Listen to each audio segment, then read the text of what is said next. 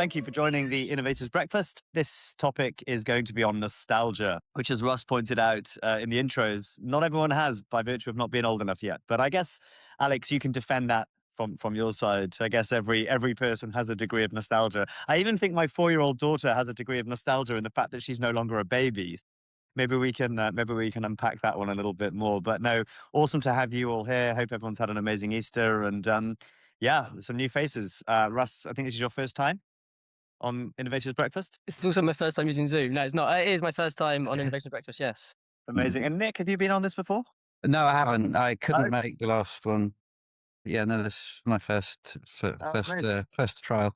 The topic of today is nostalgia, which I think is kind of drawn out from several other conversations we're having. Often these themes do emerge from as kind of second, third order effects of other conversations. And one that we had, I think it was 2 Innovators Breakfasts ago, was on passion, which sent Alex down a spiral, which he can talk about himself. But one of those was this kind of like nostalgia elements to what you were passionate about before in life. And I think that's kind of why we decided to give nostalgia its own topic today. And the first kind of question I'd like to raise as like I said, a bit of an icebreaker, is something that we can hopefully all relate to is, what was your favorite toy as a child? And what was special about it? And I'll go first and then I'll hand over to someone else. And for me, it was my Game Boy Color, because I just remember having a Game Boy One and then the color version coming out and it seeming so innovative and good. But the reason I think it sticks in my memory so much and it's so nostalgic for me is that my parents I had a bunch of toys. I can't remember how old I was at the time, maybe like 10, 11, maybe even younger, I don't know. But I had a bunch of toys that I didn't use anymore. And so my parents made me go to a car boot sale, sell all my toys, hustle, because I knew what the target was I needed to generate in order to be able to buy my Game Boy Color, which I think maybe it was like 60, 70 pounds or something at the time. And I did that. I sold a bunch of my toys, which taught me some good lessons. It taught me how to kind of get behind a stall and sell on my own things, earn a bit of money, and then convert that money into something that became a very nostalgic memory in my life. And the Game Boy Color was amazing. All the games, Pokemon, all those sort of other games that evolved from it just were secondary impacts of that single toy. So for me, that's a super nostalgic memory. And I'll hand over to Nick, actually. Next. Okay. Well, my nostalgia goes back rather further than the Game Boy Color. So I suppose if you're asking me my favorite toy as a child, then it would have been some sort of car racing game. So I had a Scalextric, but something that probably maybe you won't have heard of. It was another racing game, very similar style to Scalextric. It was called Total Control Racing, or TCR. And that was like Scalextric, but you could change lanes at will. So it didn't have the rails and this was the best thing ever. So probably I would have been about 8 or 9 years old when I got that. Similar story to you. I had to get rid of a load of stuff, and then Father Christmas brought it along for me. And my lasting memory of that was just literally incessantly playing with it for hours and hours, to my mum's annoyance at the time, that it would just never be off, So that was probably my nostalgic thing. I mean, it seems very, by comparison to what's available now in terms of drones and remote control.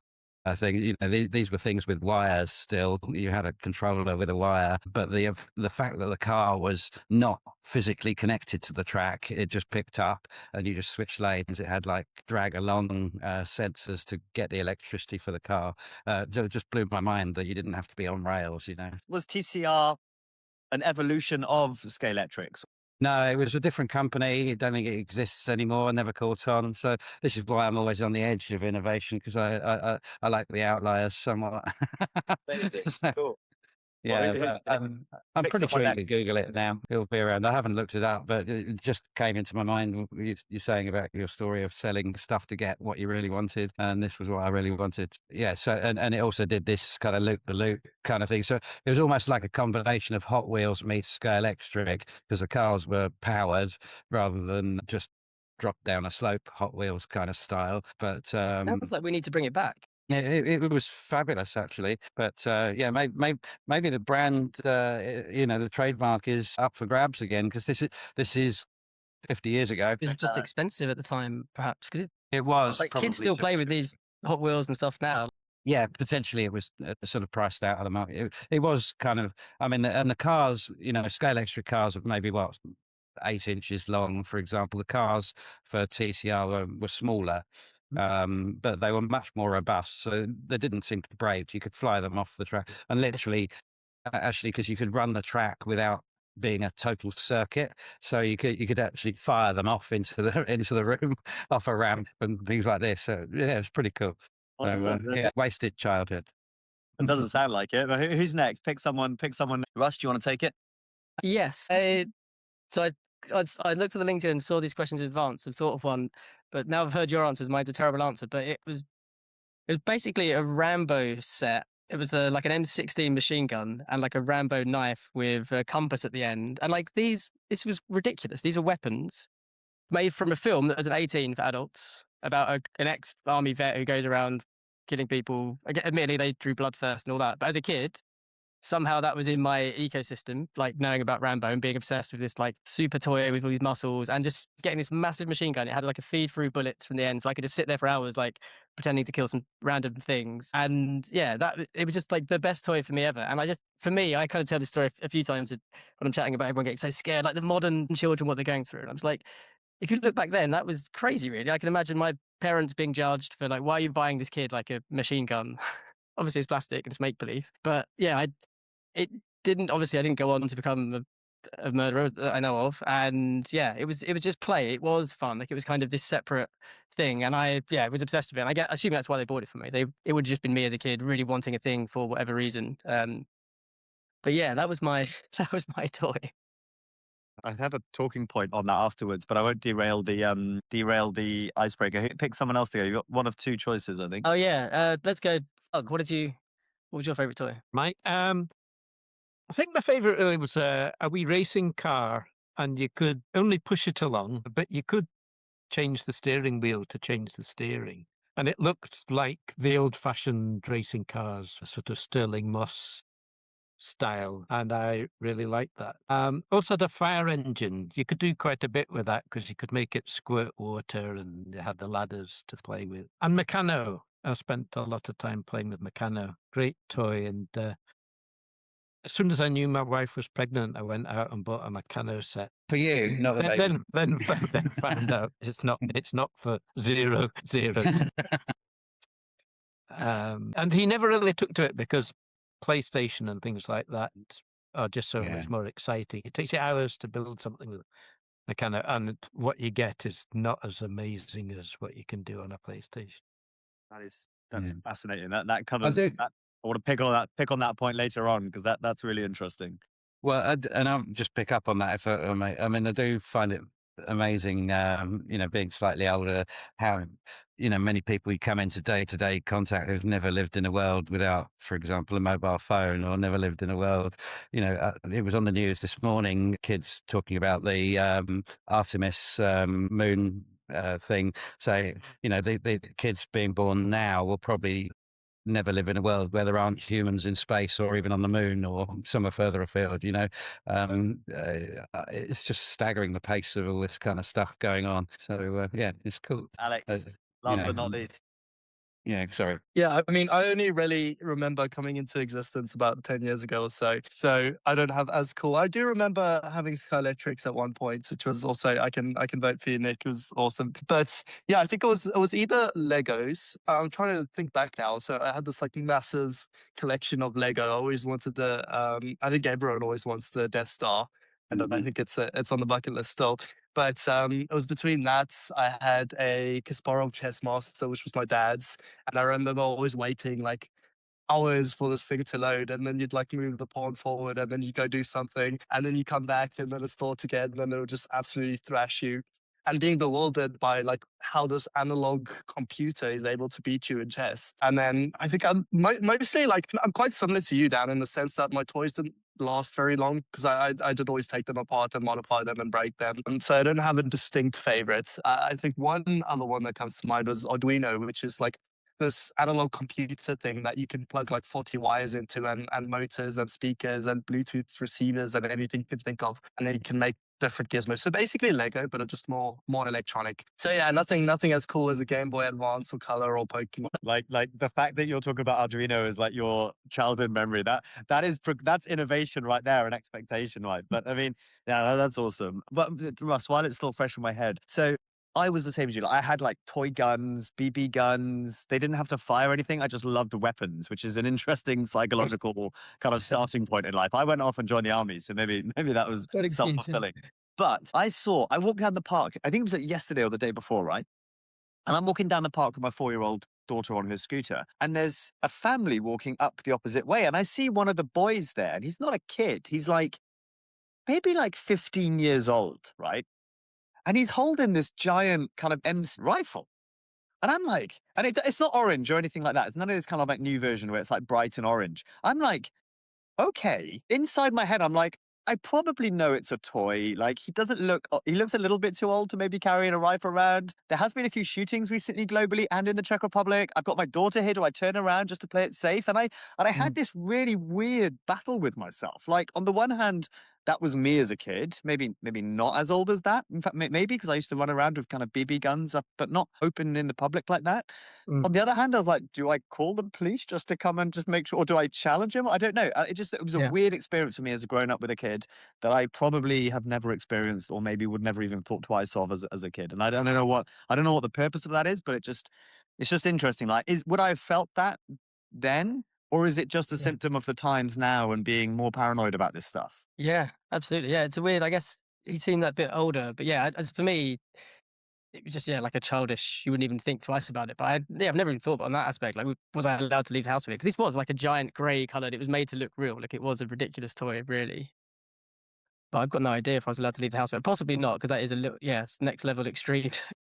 Yeah. Looking like carrying a weapon. It's an interesting one. I mean, I don't know, but back to nostalgia, I guess. I find it fascinating, to Doug's point, that like when you talk about Meccano and Lego, these are toys that I think are timeless, and that like every human being, I think, should, or I would assume, would enjoy playing with those. But to Doug's point, like when there's that distraction of the PlayStation or the shinier object in town, like the fact that Meccano didn't even get a looking was quite saddening to me there. Like, I don't know, like the second question I had in the list of things I wanted to cover was like, do you remember a time before the internet? And would you go back to that moment if you could? Just before you go on to that, it was interesting. My wife's son, who's 19, about a year or so ago, I'd asked him to cut the hedge out the back of the house, and he managed to cut through the telephone cable that comes to the house, and like he was all in a panic and everything else. I said, "Oh, no worries." Anyway, it pinged across to the neighbour, so I went round to the neighbour's house, got the wire, and just put a connector on it, and wrapped it up with, and hey presto, the internet worked again. And he was absolutely blown away that you could just fix stuff. Because I think there is a generational thing where you just had to mend stuff when you couldn't just call an electrician out or something back in the day. You had to just make do and mend was an expression. And it's fascinating that this innovation has stopped us actually being. I think there was some statistic I recall. All the inventions that have been made in the world. I mean, there's only a few small percent of people actually know how the hell this stuff works. I mean, if a disaster happened and we had to reinvent telephone system, who could do that? I couldn't. How do you make a microwave work? I don't know. All these things we take for granted are just like, it's kind of wrapped up in the nostalgia thing. But, in a way, we all end up just using stuff and not really quizzing how it works and how it. But there's an interesting, like when you said that, an interesting thing popped into my head. So when we take it back to our answers, like, Russ is running around with a knife and a gun. I'm playing on a Game Boy, but again, not knowing anything how that works. The most useful person in the room to fix a telephone or microphone or microwave would be Alex, based on his experience playing with that level of robotics as a child. Does that flip the narrative in the sense that what we experienced growing up, yes, it might be more practical for fixing a broken cable or building something physically because we had experience with Meccano. But actually, because most of the innovations that sustain our life today are technical, we need this innovation, and we need children to be baseline starting on robotic programming and stuff to at least be able to fix the future. Like, is it flipping nostalgia on its head there? I don't know. Yeah, maybe. I think that there's an interesting couple points to unpack there, because on kind of taking it back to your guys' era, which is not too long ago, but you would go to the shops and you'd get a selection of maybe 5, 10, 20 different toys, and it would be standard. You'd get your gun, you'd have your green toy soldiers, blah, blah, blah. Maybe the stretchy thing. I don't know if any of you guys had that as a kid. And now it's like the world is open to just anything you can dream of, you can just get within literally like 2-3 days, and it's at your door. So I think with access to that, naturally, there are going to be a lot more people that know a lot more about different things. But that said, and to your point, Nick, it's like there's a layer of abstraction happening now, where before people had to be handy and they needed to know how to fix things and how things worked. Now it's like, one, there's a layer of abstraction. So I understand computers and stuff, but I wouldn't be able to make one from first principles, which I think would be a generation ago's kind of forte, right? So I think as we move and we advance as a society, we have to know really less and less. And you see this all the time with just automation in the workplace, because when you automate a workflow or a process, you also then basically forget how to do it, because the person who knew the stuff puts in the system in place to fix it and perpetuate it. But once they're gone, like no one's had to really learn how to actually do that. So there's this really interesting dynamic that comes in from both obviously in a micro from the workplace point of view or process point of view, but also from an intergenerational point of view, because you've got this kind of drift where the things that one generation needed to learn to survive and thrive are slowly passed away or just lost to new generations. So I always used to think that, older generations were quite slow, or not slow, but like not very smart, right? If you go back 100 years, you used to think, wow, that was quite barbaric. But when you look at the engineering behind actually getting those things to work, it is insanely complicated. And I think that we're losing a lot of that now, because things are just too easy and you almost don't even have to know what you're doing anymore, because it's just a faction of something else. Yeah, it's a really good point. Last year, my best friend lives on a narrowboat in the UK, and I went for a couple of weekends as he was navigating the various lock systems, because it's kind of a two-man job going through the locks and what have you. But the engineering of that is just phenomenal. You know, the balancing pulls and the pump systems that pump the water back up so it comes back down the locks. You know, and even just the fact that you can open this hugely heavy lock gate with relatively little effort. You know, I mean, it's just phenomenal, the engineering of that whole network of things. And actually, you can sail a boat uphill or downhill. I mean, it makes no sense. You know, just the thought of that. But could we do that today, or would we do that today? You know, is another question, isn't it? I mean, of course you wouldn't, because it's not quick enough to deliver anything. But, you know, just that kind of thought of it. You know, there will be a time when no one knows how to fix that if there's a problem. You know, and that's maybe a concern. I don't know. Or To not. Alex's point about, if you extrapolate that further back in time to something far more primal, hunter-gatherers knowing which bushes and berries that can be used for food, for medicine, that is deep, deep technical knowledge that has been lost, because we know what we can eat now. We Yeah. rarely forage. We rarely. I don't eat mushrooms so that I've picked myself. Well, the Czech Republic is a huge mushroom nation. So I'm thinking that on that time, on that example, mushroom knowledge retention and foraging has kept in this like weird bubble here because they absolutely love it. But like, why is that? Like, why has it retained here for that specific thing and not others? And are they any more or less smart because of it? Like, I would assume, to Alex's point, like they are deep experts. It's just that the thing that they're expert in is less valued today. Yeah. If you look at, say, an old gramophone with a picker and the counterbalancing, the little weight to give it a bit of bias because it's not going in a parallel fashion, that took a lot of effort to design, and there's a cleverness in it that isn't present in something that just reads a digital disc.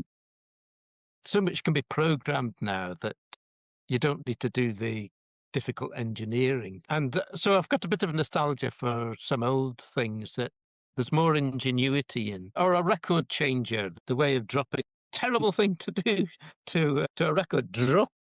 You know, and you're told handle with care, and then the machine that you put it on drops it from several inches onto the record below. But there's ingenuity around that or carburetors. There's a lot more ingenuity in a carburetor than a fuel injection system, I would say. Yeah.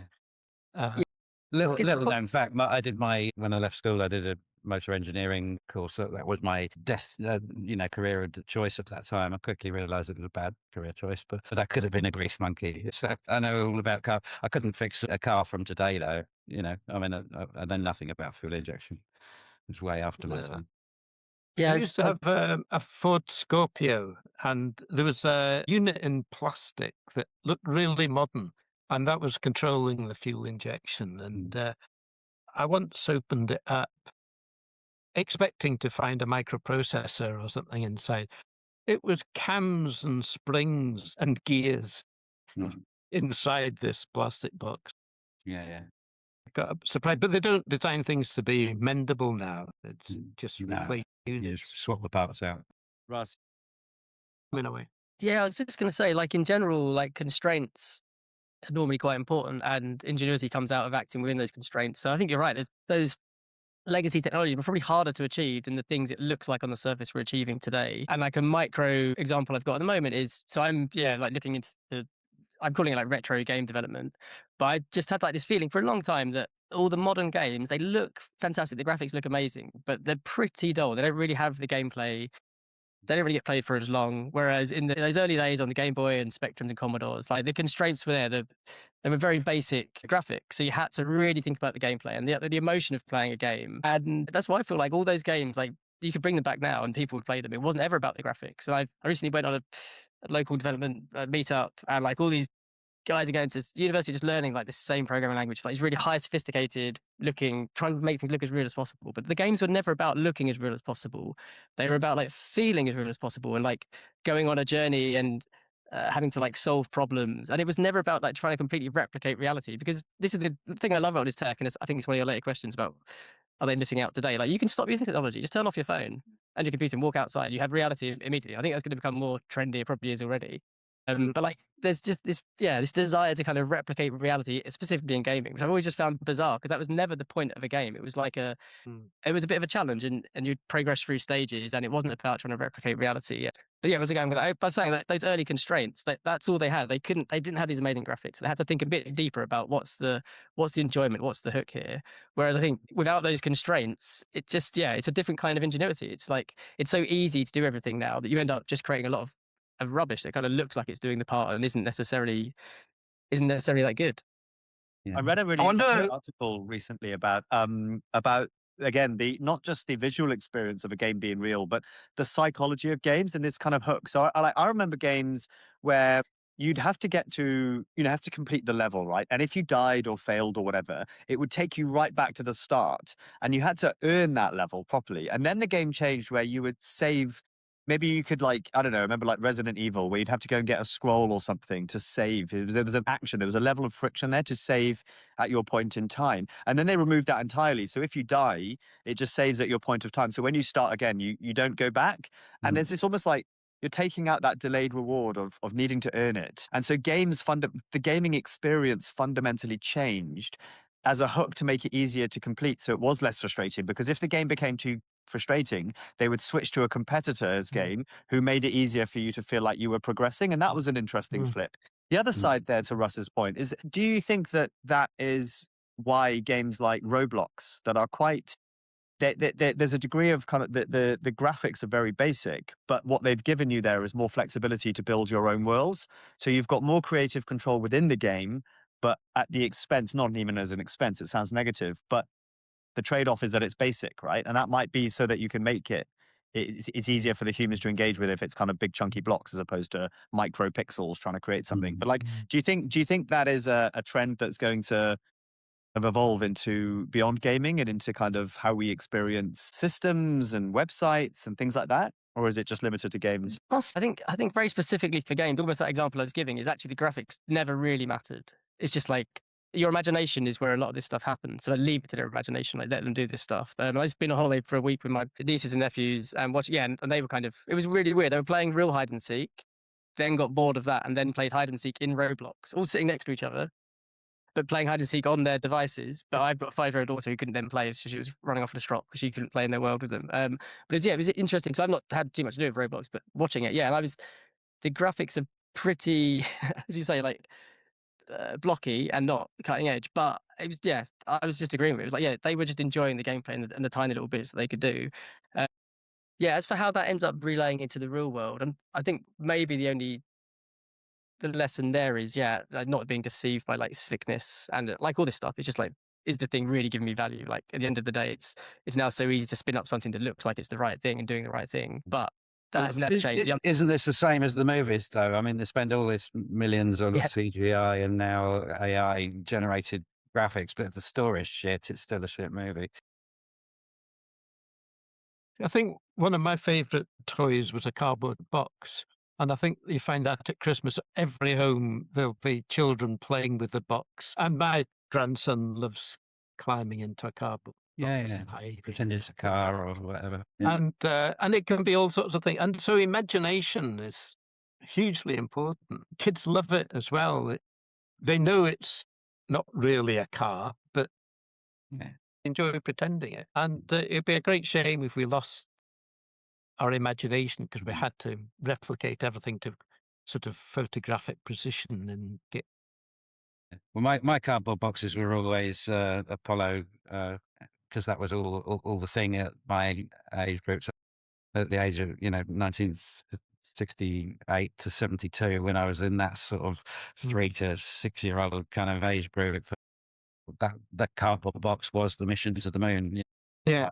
No, it's an interesting kind of, Dan, feel free to pull back to the main, whatever questions you had lined up if this is too far. Questioning what is worth, like, because really what we're talking about here is the evolution of technology and society and how things are changing. So there's a couple of things to unpack there. One is, like, let's say, for example, how things are getting better. You can mask a really bad narrative or really bad game with good graphics. And that's really never why it was what it was supposed to be, right? And similarly, with the guy that was walking, or the kid, the 15-year-old that was walking in the park with the hyper-realistic M16, that's a completely different frame from him with a really bad blocky gun, imagining he's like a soldier on a different planet, So you kind of, a lot gets lost to the dream and a lot gets lost to reality. So the question is, with trends in society, how much is worth backtracking on or backpedaling or questioning, should we go this way?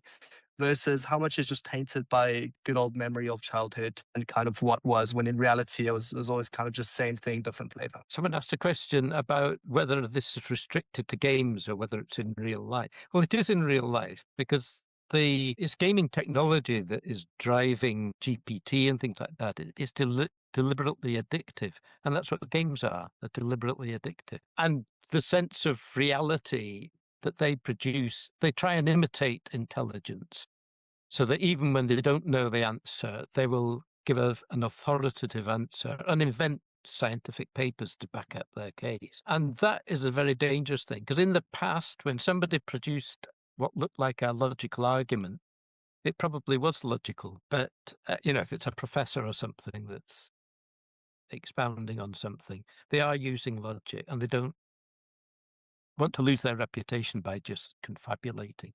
Whereas AI doesn't have a reputation, doesn't care about its reputation and will confabulate. And we're not equipped to assess that. You can judge when you're listening to someone, do they know what they're talking about? And there's plenty of bullshitters around.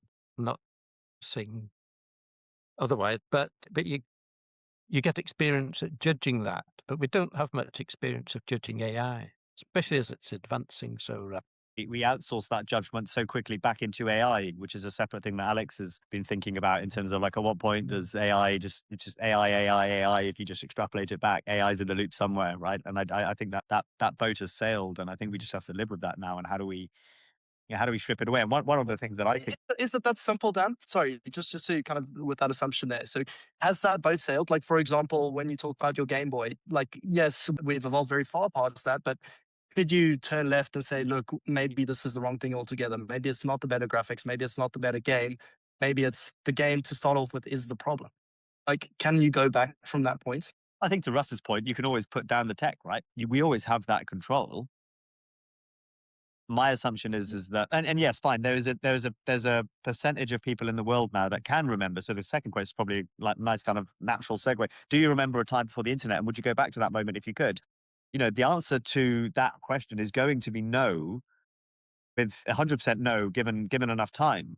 where everyone who lived before the internet has died. And we've got a generation that has experienced only growing up with the internet and smartphones. And then you can take it even further and say there will only be a generation that grew up and experienced AI. They just don't know a world without AI. And by that point, do we think, given humanity's tendencies, that we're going to somehow step back from AI? I honestly don't know. And therefore, will I don't AI think have...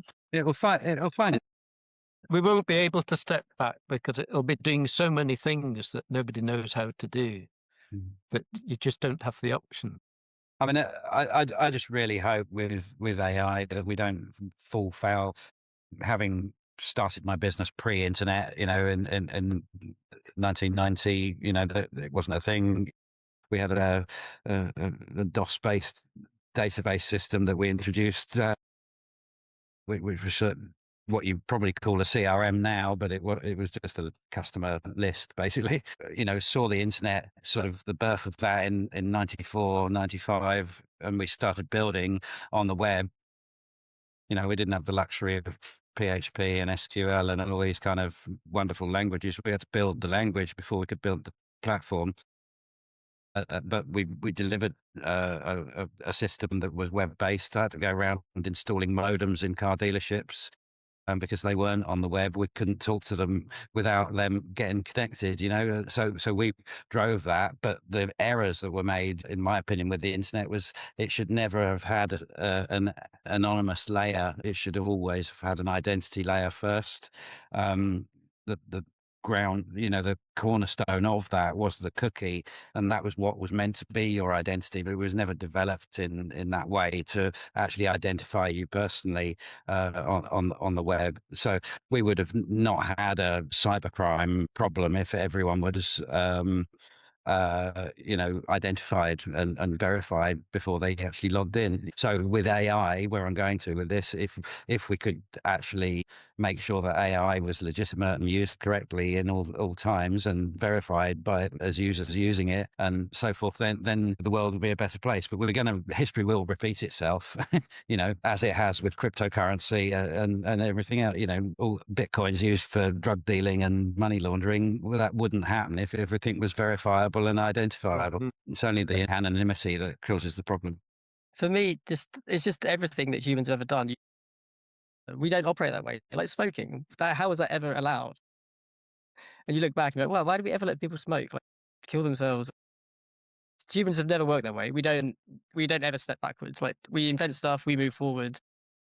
I do feel it's almost a bit of a waste of time thinking, oh, can we step back? Because it's just never happened. I don't think I can see why it doesn't happen, but it just feels like it should. I think for me, for the AI stuff, I think my generation, which is like a bit pre-internet / I don't know what we call it, like early computing, binary computing, right and wrong, we're probably the bigger problem because we had this implicit trust in computers because they were coded, they were right and wrong, and you trusted what they say. These AI is a giant guessing engine. It's a completely different. It like happens to run on computers, but it's not binary computing. So we are approaching it with a trust that shouldn't be there, and that trust is already getting eroded now. And it's kind of I like it. It's self completing the fakeness of social media. For me, social media has always been a bit fake, an odd thing to do to be self publicizing. And now AI will generate it. It's becoming completely fake because something that has been partially fake will now be completely untrustworthy because it could be generated by anything. And I think the way people look at AI, if you're born into this AI era, you're knowing you've got this thing, it's going to have a massive guess. It's a really good guess. Humans are just guessing. It's based on our brains. We just have a giant guess at the experiences we've had. And that's what computers are becoming and doing. So the future of companies choosing to give that guessing thing the keys to something is a major risk, and they should be massively sued if and when it goes wrong. But it's just this, different ideal of like what these things are capable of, but how they work. Whereas I think for my generation completely, it was like to see a computer give you a wrong answer is just unthinkable. They would normally just break in front of you if they couldn't do it. Whereas now, as someone mentioned earlier, this thing will just have an authoritative guess, and it's like, okay, if you just nod along, that's dangerous. But I don't like the evidence will come soon enough. Like we won't keep nodding along to this stuff because it's just a bit daft. And there's like some core moments where it's useful to have a human involved. Like we're on this planet, let's use us. So I'm sort of pro technology, but yeah, I just don't feel like trying to constrain has ever happened in human history. I think you try and guide and push, which I think is how this will end up going. And hopefully it's not just wait until you see a car crash before you do it. One thing you said there, Russ, that is literally about 15 minutes before this call, I commented on someone's post on LinkedIn, and they were basically calling out AI slop. There's a lot of like, look at these are the trends, it's not this, but this, or, the structure that AI writes, excessive use of emojis, blah, blah, blah, blah, blah. But I noticed in his post, he hadn't used capital letters anywhere. There was no AI was in lowercase. So for me, I just challenged it just gently. I said, look, well, is this the reason why you haven't used capital letters? And if so, I feel like, is taking a step back and putting in obvious deliberate human errors in order to prove that this is human generated content? Like, is that, and I asked genuinely, I don't know what the response was. You may kick off and say, why are you calling me out? But I was a genuine question saying, did you do that on purpose in order to make your content feel more authentically written by a human? Or is it just your style? Like, that's your thing. Like, I don't know. Like, and that's fine. Like, what are your guys' thoughts on that? Like, do we need to regress and show our humanity by highlighting the human errors that are inherent whenever a human is involved in a system? Or is that us kind of, lowering ourselves? I don't know. Like, what's your thoughts on that? Not sure really. A proposal on this actually, Dan, which is blockchain based. I think that we're going in the direction where AI is going to become so good that you won't even be able to discern whether or not it's written. So it's not going to be, it's not this, it's that. It's not going to be emojis. It's not going to be like sarcastic, predictable sentences. It's going to be completely the same as human sentences. So you genuinely will not know what is human and what is AI anymore. I think at that point, the only way in which you'll be able to discern is if you have a blockchain based kind of ledger that somehow tracks the amount of hours or time that you spent writing a message that then is like a centralized cookie or what cookies were supposed to be that links it to your identity. So for example, if I write a 25,000 word essay, it's going to track how many words I actually wrote, how much time I spent on that, how many spaces I deleted and entered and added. That's a very idealistic sense. I think we're really going to enter a kind of Blade Runner 2049 techno punk style thing eventually where no one really knows anything. And the ramifications on that socially is also quite hard because you're entering a world now where if anyone says anything with confidence, you don't know if it's based off of noodle legs of information fed to them by AI or if they're genuine domain experts. So yeah, I don't have the answer to that either. I met someone the other day who self-confessed that his online presence is entirely false. Like, he's using AI to act like an expert in something that he knows nothing about, but he just generates content and posts it significantly enough. And he's got traction on his content and his followers have grown. So he feels like he's onto something, but he's quite unashamedly saying, the stuff I'm talking about in my online presence is not something I know. I couldn't talk to you about this stuff here. I can talk to you about the experience and how I'm doing it and the mechanics behind what I'm doing, but the content is not something I'm comfortable with. And AI has given him that capacity. And like to Alex's point, poof, like, I don't know, like, yeah, I don't know what that means, but yeah, it's an interesting time. But for me, like that's Whole new already meanings. happening. I was just gonna Sorry, say, like, just going to say very quickly, Go. this whole new meaning till fake it till you make it, isn't it? yeah, exactly. But like people were already doing that. Like if you go back a year or two before AI, like you could Google was really the answer. Like no one knew any of this stuff. We'd all Google, like you go on the internet and finding stuff. Like gone are the days we'd go and find a book that had been published and authored. You were just Googling it and it was Google was this layer. It was just slower. Like for that aspect, for me, AI is just it's done what computers do, which is just do things really quickly. So it's doing what humans are already doing. You already had people making a living by bullshitting on social media, but about pretending to be experts, but now this thing can do it on our behalf and really, really quickly. So it's kind of just accelerated that. So I'm not too, so I think, yeah. So originally you'd have had a person doing a thing and they might have spent a week Googling. They're not going to list all their sources. No one's going to go read them. I guess it's a bit like what Wikipedia is doing. But for me, that's actually like old school. And I just think it's just accountability. Like it doesn't really, even that person could have just been completely wrong. It doesn't really matter who said it, whether it be what percentage humans said it. It's like how accurate it is and how do you measure that? And it's just about accountability. So if you've got a publishing platform saying, I'm publishing this person saying this thing, we will be accountable for it. Like that's all that really matters, be it published talking about facts that people are going to follow to build a building or talking about opinions that someone could be sued on. It's just this like little layer of publication. And I think Nick, you said it at the start about like when internet was invented, like why couldn't we have just said like it's a public place? Like if you post on it, we know who you are. Like there's no anonymity. It's all ISPs, internet service providers. Like there is no reason for this to have ever been anonymous, and it doesn't feel like it would be impossible to make it anonymous. Yeah, I was going to say, how easy would it be to actually just turn that off if you could get? Start a new one called the non-anonymous internet, and people can opt into using it, and everything on there is. I think, I mean, actually, this is something that's close to my heart because it's something I'm working on directly in terms of identity and self-sovereign identity. But the, that you can have a two-tier and you choose who you deal with. If someone has an actual verifiable identity, then you can trust them over online. If they don't, then you bloody well shouldn't. That's really the long and the short of it, isn't it? Nick and Russ, what are You've your got the issue. as technical people, Nick and Russ, what are your thoughts on Web3 and the future of that then? Because is that not kind of where online activity is kind of, is to Alex's point, it's on chain, it's verifiable by accessing it via your digital wallet. So there's a degree of kind of KYC or DD before you engage. Yeah. We're going to jump in here before we comment on that, which is how is that? I want that to be the answer, that you have the same thing with LinkedIn, right? We've got a verified identity, but that doesn't stop the person who's verified from just uploading AI slop. So how do you separate that aspect as well? For me, LinkedIn are the publishing platform there. Yeah. They're the ones that should be sued for anything that's posted on there. And it sounds ridiculous, and it maybe just ends up self-defeating itself. But why does everyone need to publish so much stuff? Like, I don't quite get The it. whole in the LinkedIn identity verification is it's fine for you as a person, but you can still associate yourself with any company and profess to work for them. Yeah. There's no mechanism to safeguard that. I mean, I had somebody approach me professing to be from XYZ company, being a bit of an old, spot these kind of things. I contacted the company and said, "Does this person work for you?" They approached me with what sounds like an offer too good to be true. And they said, "No, we'd never heard of them." But then it took weeks for them to get them removed from their company. Alex and I had someone apparently be a third member of staff of INSO. So I messaged Alex saying, "Hey, Alex, did you hire someone without me knowing? It was some accountant or something." Anyway, that was funny. Yeah, but anyway, I had no idea that you could just say I'm the CEO. I had somebody that claimed to be working for my company, and when I challenged him, he said that I was in error. No, Yeah. but he did. Going back to your point, drop up.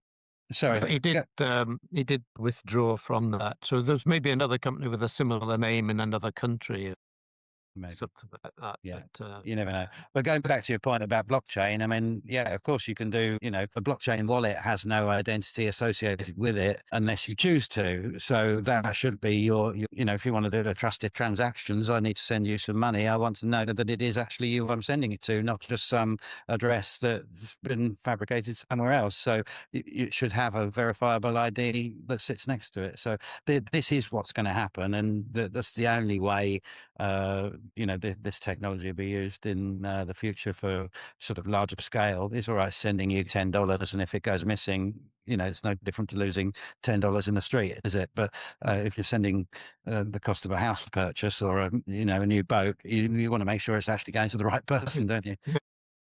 There's an interesting issue at the moment with women who get married and say keep their original name, but then later change it. On LinkedIn, they need a notary to confirm that they have made the change, and that costs about £100 to get someone to sign it.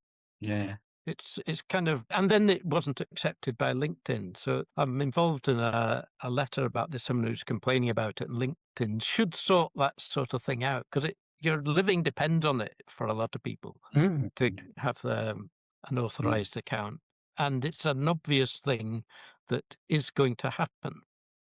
Yeah, that's and LinkedIn, given the business it's in, should be bloody good at that sort of. Yeah, they should be principle one, shouldn't it? Yeah, absolutely. Sort of like day one or day two, should get that sorted out. I need to jump off, guys, but it's been a real great conversation. But at 10 o'clock, I need to be in town for, so I've got 7 minutes on the bike to get down there. Thank you for joining. See you next time. Great to see you all, and keep up the good work. I love the topic and the format, Dan. Thanks. Amazing. Well, see you next month. Right. See you next time. Right. Take care. Yeah, Bye. Cheers, Nicholas. for the rest of you, we've got a few minutes left, and I figured I'd just very quickly kind of close on the final question that I had prepared, which is a two-part question, really. So, what do you think today's generation will miss from your experiences growing up? But I'd like to flip that as well, and maybe focus more on this part. Is there anything from today that you wish you had growing up? And I'll go first on that. When I answered that question myself, like on the one hand, I love the fact that I grew up in a time before social media and tech to a degree. Like we had games and stuff like that. Like I remember like my Game Boy was my favorite toy. So to a degree, I grew up with technology from day one. But I didn't grow up with social media from day one. And I feel like that was a blessing. Like I could still be a kid without needing to worry about or even think about what platforms I'm on, how I'm engaging with that. MSN chat for me was the first time I really online socializing, and it would finish school and we'd literally go and sit on MSN chat and talk to the same people that you spoke to in school all day. It was a weird phenomenon, but it consumed so much of my childhood. And I'm glad I had a memory of before that. But conversely, if I answer that second part, is there anything from today that I wish I had growing up? It would be more knowledge about tech. I wish I've got a deep interest in it, and I wish I'd been exposed to it and learned about how it worked earlier, because that might have changed the course of my life. Maybe, I don't know. So there's a bit of a contradiction in my answer there. On the one hand, I appreciate the time without it, but on the other hand, like maybe to Russ's point earlier, we were never going to step away from that, and therefore I wish I'd kind of kept up with it a little bit more. Um, yeah, I'll hand over to maybe Alex next on that. Yeah, I mean, it's a difficult one because naturally I'm quite young, so it's very easy to answer kind of the converse of things that I wish we didn't have, which again is quite similar to yours, Dan, in the sense of social media. I think it is really breaking up the kind of fabric of how we interact, which is not great. So I think short form content is also something I'd want to scratch off the list. So Instagram Reels, YouTube Shorts, TikTok. And so any and all social media, I would have loved to be erased off the planet of Earth. But I mean, from an AI point of view, I'm quite happy that I have it now, and I would not have wanted that as a child, because I think that you do definitely not critically think when you use it. Sometimes, like, it's very easy to use as a tool for enablement, but that's assuming that you already have a baseline of something and are thinking for yourself. It's very, very, very, very easy to just Google what you want, and not even Google it, just AI search it, and then you get straight to your answer. You don't learn anything more. You don't, by mistake, learn other things, see how things connect. So yeah, I mean, it's rather those three things that I scratch off the list than Doug. You can't get now is a decent chemistry set. I mean, how do you create an explosion with a modern chemistry set? And all sorts of things that were available before, if you wanted to play around with things that go bang, you could get them, but now they've put stuff in weed killer that stops it going bang. No more free potassium nitrates in there. Yeah. All these sort of ingredients are harder to get. So I had a lot of fun that nowadays I wouldn't be able to do. And also people weren't worried about the kids going out. I mean, I used to play all sorts of dangerous games, like jumping across a river, and we'd sort of challenge each other. There'd be wider bits and narrower bits, and sometimes a higher bank on one side than the other, and challenging people to just find out the limits of how far you could jump across a river. That sort of thing doesn't go on. And so much unsupervised stuff that we used to do that kids wouldn't be allowed out. Russ, what about you? I'm a complete, I love technology. So I had the original Game Boy, a personal organizer. I went to uni, it's pre-mobile phones with a pager, so that my mum could message me on a pager. But I love the tech. So right now, I would love to have been having my teenagers right now with all this tech at your fingertips. And literally, this holiday just went on. My sister's daughter, wrote this really long story. It was 13 pages long, crazy long story. And then we sat down for an hour and got ChatGPT to illustrate it for her. So to create all of her characters. And it was blowing her mind. And she created this thing, it was her creating it. All these creativity tools are just amazing. And even to your point, Dan, you could get into tech now. The barriers are lower. I am. Yeah. But you don't need to. And I thought this, so I was a relatively late adopter to tech, really. I didn't start out as a techie. I started off in a different part of IT and then just sidestepped across because it looked like I could learn how to do it, and I could. And even then, I was learning some building blocks. And then 10 years down the line, I was like, oh, the new kids coming in, they're not going to know these original building blocks that I know. They'll be rubbish. And they weren't. They were brilliant because you didn't need to know these building blocks. It felt scary and, what's going to happen if it breaks? But it doesn't break. And when it does, someone can come and fix it. And this is, for me, it just feels like it's going to be the next layer on top.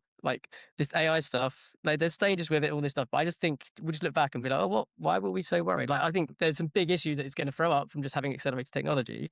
But I'm not too worried about not knowing what's happening below you, because no one does. Even if you work building the physical computer, there's all these layers that human brains don't understand all the bits. So I'm not worried about that. But again, I'm going to come full circle on just the social media bit.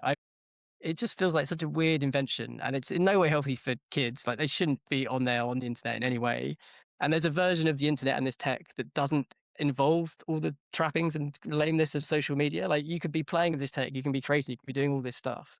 So it's kind of like, I'll just turn the internet off. Like, there's no way to think that. Like, I'm a massive tech advocate, and yeah, as I say, being born now would just be brilliant. You've got all this tech. As long as we don't suddenly go to a big world war and it all gets turned off, that would be annoying. But yeah, so I think I would say I don't think there's anything missing from my childhood really that I think apart from this social media thing. But that's behavioral. You don't have to go on it, and I think that's where parents and influencers, like actual real life influencing people, can say like, just don't go on it, or just turn it off, or treat it in a different way. Like that's not an insurmountable task for me. That's just a human behavioral task, which like we can control that bit. Like, that should be easy. Amazing. Well, thank you guys. That's a bang on the hour. So hopefully you enjoyed that. Hopefully you're inspired for the rest of the day, and see you next month. Great day.